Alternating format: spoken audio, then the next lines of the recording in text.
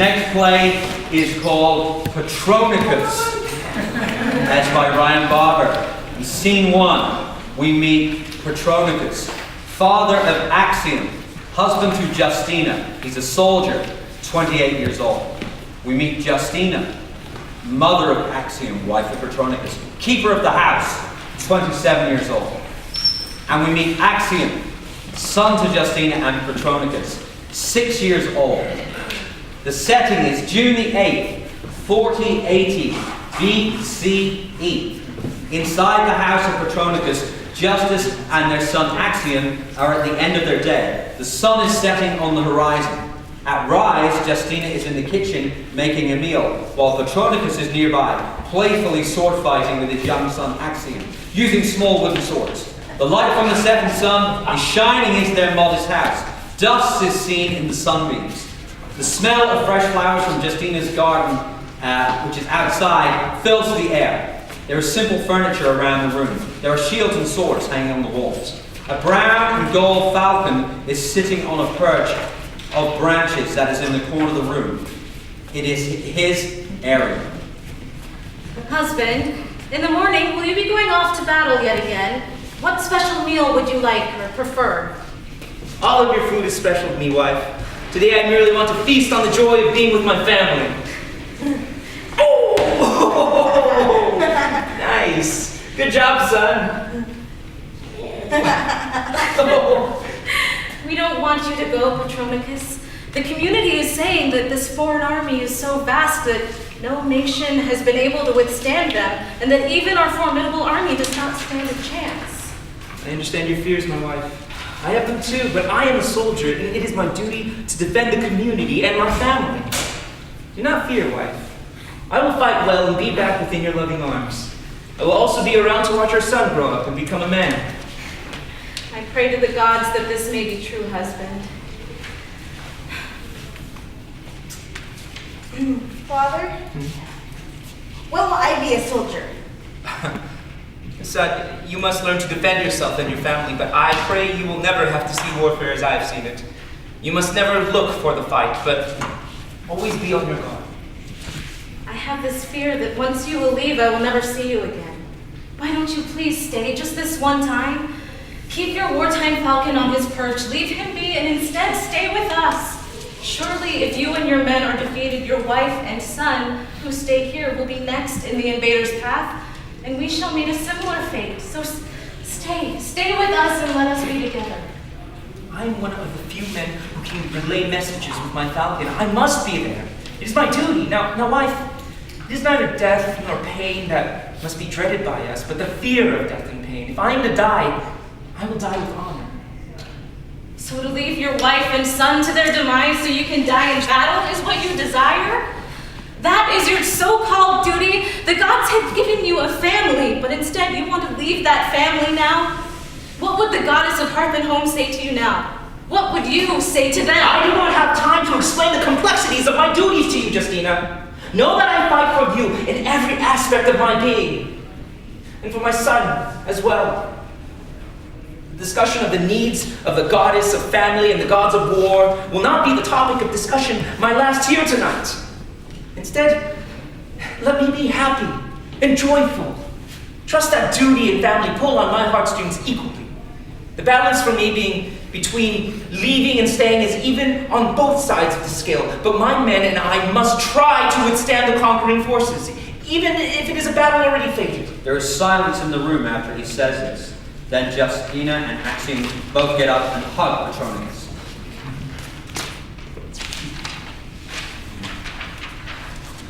I will miss you, Father. Take Providence with you then, soldier. May you fare well and come back to us just as you are now, happy and healthy. This medallion was given to you by me. This medallion was given to you by me when we first met. It carries the mark of our unity and troth to each other. It is your family crest and my own combined into a symbol of our undying love. You wear yours, and I wear mine. May this medallion be with you always and guide you back to us, your wife, your son. End of scene 1. Scene 2, which is called Our Inner Struggles. In this scene, we see Patronicus, 28 years old, on his way to battle. There is also a falcon. It's golden brown. It sits on the forearm of Patronicus, trying to dig into his arm of his master. His eyes are bright red, and his talons are like daggers. We also meet Paladinius, a 28-year-old soldier who's marching to battle, but further back in the formation from Patronicus. The setting is June 23rd, 48 BC. It's been 15 days since Patronicus left his family. The Allied army numbers in tens of thousands. They've marched for many miles and are now in a strange, unventured land. Patronicus is in his battle gear, which consists only of a shield over his back and a sword tied to his waist. He also has his medallion around his neck, the one his wife gave him kissed before he left town. He has a leather guard over his forearm, and the falcon sits atop it. Patronicus is marching with his men, but at the outside of the formation, they are all chanting in rhythm words like honor, loyalty, strength, death. These words are said over and over, but Patronicus has too much on his mind to join in, so he simply walks. I send you forth again, my friend. If you see another formation that carries the symbol of the Greater Alliance, you must land and receive orders and return it to me. But if the enemy is spotted, you must turn circle above me and screech 3 times. He holds out his outstretched arm and says clearly and commandingly to the falcon, 5 miles, return! The falcon pushes off. While Patronicus watches the falcon take flight, he trips on the stone, catches himself from falling by landing on one knee, as the men walk by him without helping. But one man grabs him from beneath and helps him up. In the name of the gods, you wish to die before battle or underfoot your own men? Thank you, friend. Think I've been flattened. Tell me, what is your name? My name is Paladonius, and I'm a warrior from the house of Iscariot. What is your name and where do you hail from? I'm called Patronicus, and I was once from the house of Slaughter, but I have since left that place. Slaughter, a famous house of soldiers. Why would you leave such a place? I left to be with the girl that I loved since my childhood. She's my wife now, and we live as a humble family. I'm there whenever I'm not recruited to more battles. A family man, you say? Sorry for you, soldier. But tell me, what is your wife called? My wife is Justina, and my son is called Axiom. He is 6 winters old, though I've been with him for 2 of them. Our nation has many enemies. Yes. But you've got to love it.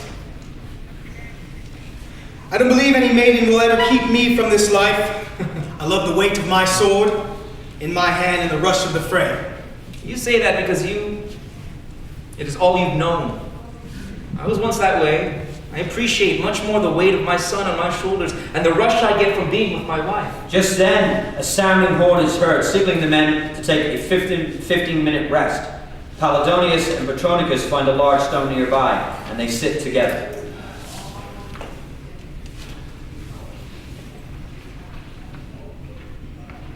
What is this medallion you wear, Patronicus?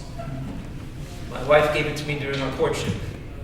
It is our family symbol. It reminds me of an allegiance that can never be broken or pitted against self. So unlike the politics we live with, within our home, we do not fear corruption or deceit. We live free. But do you not miss the honor given to you by the men and your comrades?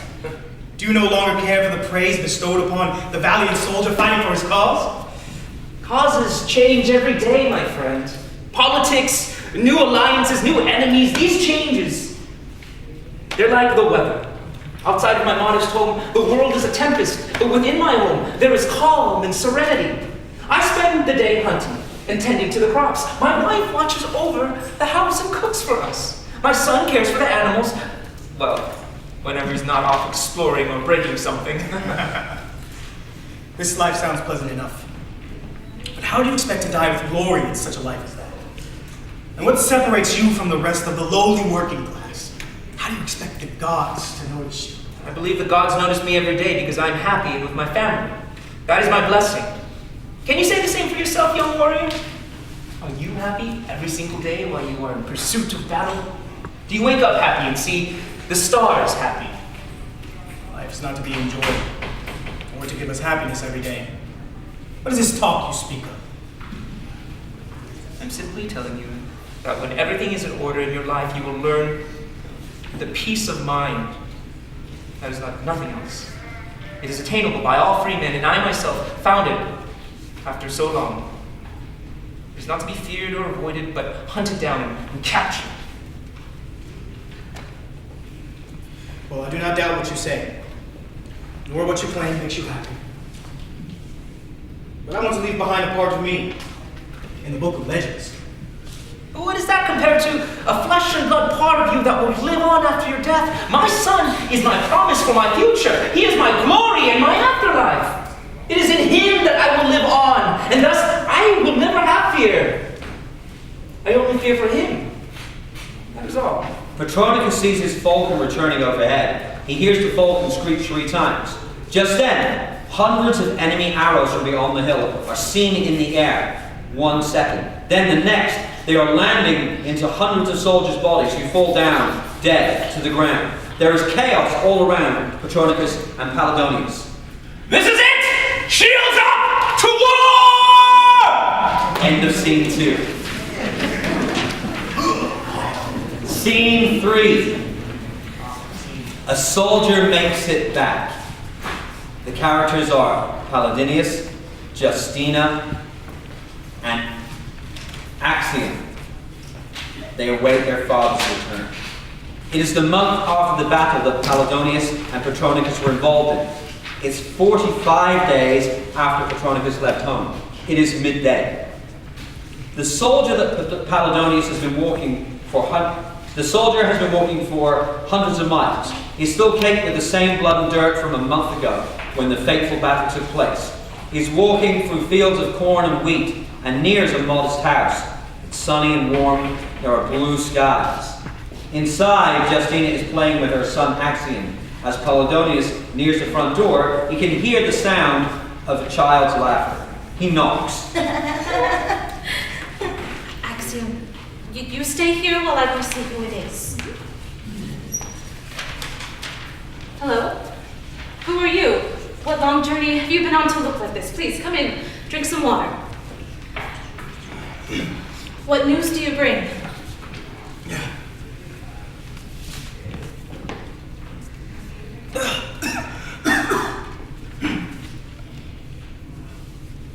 I am a friend of Patronicus, of the house of Justina. You must be her, and this must be his house. Sorry, I've had a long journey. Yes? I'm here to tell you about your husband in his last battle and the last words that he spoke. What happened to my husband? Surely he must only be injured.